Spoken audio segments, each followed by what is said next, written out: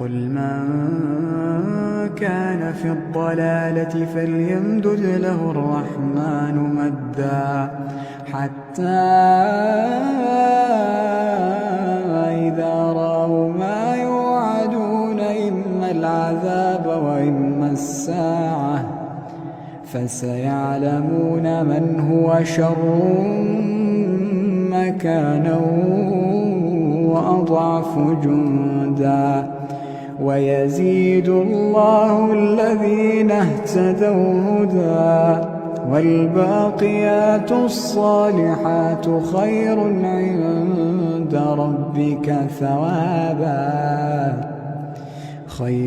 عند ربك ثوابا